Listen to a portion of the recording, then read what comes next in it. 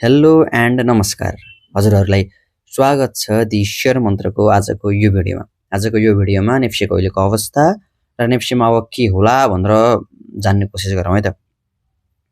हामीले पहिलेदेखि नै भनेका थियौँ लगभग यतादेखि नै कि नेप्से यहाँसम्म जाने पोटेन्सियल चाहिँ छ र हाम्रो अल्टिमेट टार्गेट भनेकै के हो त भन्दा यो हो भनेर भनि नै रहेका थियौँ र त्यही अनुसारले नै मार्केट यहाँ पुग्यो। अलि टाइम चाहिँ बढी लिएको हो मार्केटले, तर यहाँ पुगिसकेपछि एउटा रिजेक्सन चाहिँ फेस गरेर मार्केट झरिरहेको छ र यहाँ चाहिँ राम्रो भोल्युमको इन्गेजमेन्ट चाहिँ हामीले देख्यौँ र झर्दै गर्दा हिजो चाहिँ ए रिभर्सल जस्तो क्यान्डल चाहिँ देखाएको थियो, तर आज नै त्यसलाई इन्भ्यालिडेट गरेको छ र फेरि एउटा रेड बियरिश क्यान्डल चाहिँ बनेको छ। अब के होला त नेप्सीमा भन्दा चाहिँ यो जुन हिजोको क्यान्डल थियो बुधबारको, त्यो क्यान्डलको जुन लो छ लगभग 2700 को एराउन्ड, त्यसलाई चाहिँ ब्रेक गर्ने जस्तो देखिन्छ। किनकि जुन आजको हाम्रो यो लास्टमा जुन भएको छ, आज लास्टको जुन टाइम फ्रेममा जुन किसिमको सेलिङ हामीले देखेका छौँ, त्यसले गर्दा चाहिँ अलि डाउनै आउँछ कि जस्तो चाहिँ देखिरहेको छ। किनकि यहाँ चाहिँ राम्रो बायरको जुन पार्टिसिपेसन चाहिँ यहाँ राम्रोसँगै देखियो बायरहरूको, होइन। यहाँ चाहिँ जेनरली चाहिँ हाइड्रो पावर सेक्टर चाहिँ बढी चलेको थियो, होइन।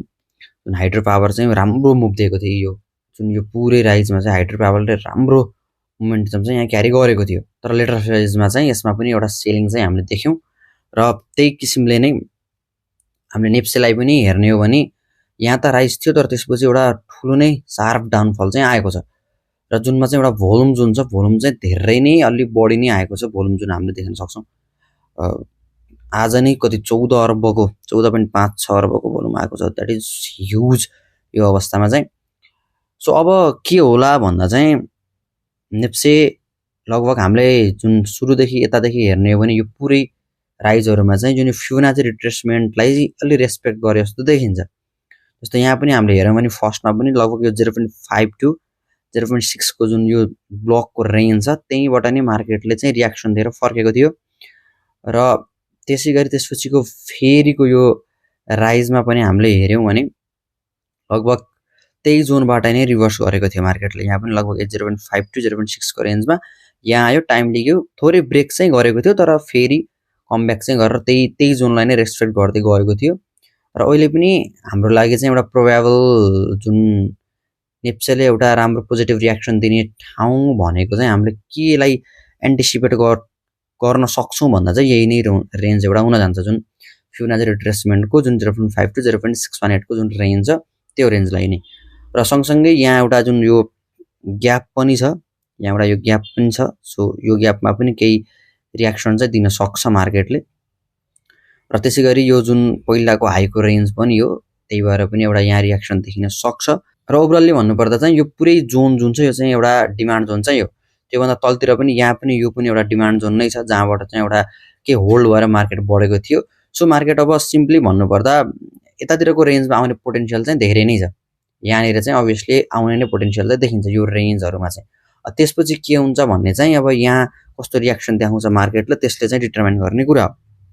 अब मार्केट यहाँ आउँदै गर्दा चाहिँ कसरी आउँछ भन्ने चाहिँ हो। अब अभियसली एउटा कुरा भनेको चाहिँ भोल्युमको डाइल्युसन चाहिँ चाहियो हामीलाई। जुन अहिले 14 अर्बको भोल्युम आइरहेको छ, होइन, यो ठाउँमा कमसेकम पनि 8 अर्बसम्मको भोल्युम चाहिँ हाम्रो चाहियो। 8 अर्बसम्म आयो भने चाहिँ ठिकै छ। 8 अर्बसम्मको भोल्युम चाहिँ डिक्रिज चाहिँ हुनु पर्यो, जुन डाइल्युसन छ त्यो हुनु पर्यो। र त्यसपछि चाहिँ के भन्ने हो, अब यहाँ आउने पोटेन्सियल चाहिँ हामीले धेरै देख्छौँ। अब फर्स्ट रियाक्सनहरू त यतातिरबाट पनि के देखिन सक्छ। अब सन्डेतिर जुन यो लो जुन छ, यो अघिल्लो क्यान्डलको लो र यिनीहरूको यहाँ डोजी क्यान्डलहरूको लोतिर यहाँ पनि केही रियाक्सन चाहिँ देखिन सक्छ। तर यो रियाक्सनमा त्यति स्ट्रेन्थ हुन्छ कि हुँदैन भन्ने कुरा चाहिँ हो, होइन। अब यहीँबाट नै रिभर्स भयो त राम्रो, यहीँ पनि अझै 2-3टा डोजी क्यान्डल बनेर रिभर्स हुन पनि सक्छ। तर त्यसको पोटेन्सियालिटी, त्यसको जुन एन्टिसिपेसन जुन छ, मेरो हिसाबले चाहिँ अलिक कम नै देख्छु म चाहिँ मार्केट एटलिस्ट पनि यसलाई चाहिँ ब्रेकडाउन नै गर्ने देखिरहेको छु, जुन 2700 को लेभललाई। र त्यसपछि यहाँ आइसकेपछि यदि भोल्युमको डाइल्युसन नै भयो भने चाहिँ अब हाम्रो लागि रिक्वायरमेन्ट के हो त भन्दा चाहिँ सिम्पली अब मार्केट यो पुरै जोनमा आइराख्दा चाहिँ, होइन, यो पुरै जोनमा आइराख्दा चाहिँ यस्तो क्यान्डल बन्नु पर्यो क्या। यहाँ जुन भनिरहेको छ यस्तै टाइपको डोजी क्यान्डलहरू चाहिँ फर्मेसन हुनु पर्यो, जुन मार्केट घट्दाखेरि जुन अब चाहिँ ओके रोक्यो कि जस्तो टाइपको क्यान्डलहरुको फर्मेसन जुन हुन्छ त्यस्तो टाइपको क्यान्डलहरु चाहिँ हामीलाई चाहियो, जुन यतातिर देखिरहेको थियौँ हामीले हैन। यस्तै टाइपको क्यान्डलहरुको फर्मेसन चाहिँ हामीलाई देख्नु पर्यो यहाँनिर फेरि जब मार्केट हैन यहाँनिरको यो रेन्जमा आउँदै गर्दा यहाँ चाहिँ यस्तै टाइपको हैन, यस्तो डोजी टाइपको क्यान्डलहरु एउटा 2-3टा जति यहाँ डोजी टाइपको क्यान्डलहरु फर्मेसन हुन्छ र भोल्युम जुन भने मैले 8 अर्ब सम्म अथवा 8 अर्ब भन्दा कम आउँछ भने झन् राम्रो। त्यस टाइपको बन्छ भने चाहिँ हामीले त्यसपछि चाहिँ एउटा फेरि यहाँबाट चाहिँ मार्केट आइसकेपछि यहाँबाट केही राइज जान्छ भनेर एन्टिसिपेट गर्न चाहिँ सक्छौं। तर मेनली चाहिँ अहिले के हो त भन्दाखेरि मार्केट तल आउने चाहिँ देखिरहेको छ र यहाँ आउँदै गर्दा यो नै डिमान्ड जोन हो। अब यो चाहिँ एउटा पोइन्ट अफ इन्ट्रेस्टको चाहिँ ठाउँ भयो, जुन किसिमले जुन फिबोनाचीको पनि एउटा 0.5 to 0.6 को लेभल हैन। त्यसैगरी अब जुन अघि पनि मैले भने यो ग्यापको लेभल, त्यसैगरी यो पुरै एउटा लास्ट टाइमको हाईलाई ब्रेक गरेको ठाउँ र त्यो सँगसँगै यहाँको जुन यो डिमान्ड जोन छ यो पुरा, जसले गर्दाखेरि चाहिँ यो जोन एक किसिमले एउटा राम्रो डिमान्ड जोन चाहिँ हो। तर यही आउँदैमा मार्केट बढ्छ नै भन्ने चाहिँ हुँदैन। सो मैले जुन भने रिक्वायरमेन्ट अलि भोल्युमको ड्राइनेस हुनु पर्यो र यहाँ आएर 2-3टा यस्तै डोजी टाइपको क्यान्डलहरु बन्छ भने चाहिँ हामीले केही माथिको एन्टिसिपेट चाहिँ गर्न सक्छौं।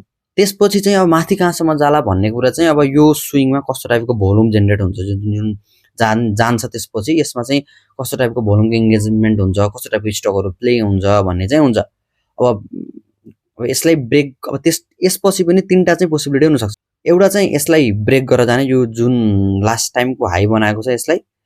अर्को पोटेन्शियल भनेको चाहिँ यहाँबाट घटेर बढ्दै गर्दा अलि यसको हाई भन्दा तलैबाट एउटा रिभर्स भएर जाने, यो पनि एउटा नर्मल नै केस हो हैन। यो भयो भने पनि र त्यससँगसँगै अझ एउटा पोटेन्शियलिटी एउटा एन्टिसिपेसन के हुन सक्छ भन्दा चाहिँ यहाँ आएर सानो मात्रै राइज दिएर अनि आउने, यो भयो भने चाहिँ हल्का डिजास्टर्स फल चाहिँ हुन सक्छ हैन। यो 3टै सिनारियोमा जुन मैले भने हैन, यो जुन 3टै सिनारियोमा चाहिँ एउटा यहाँबाट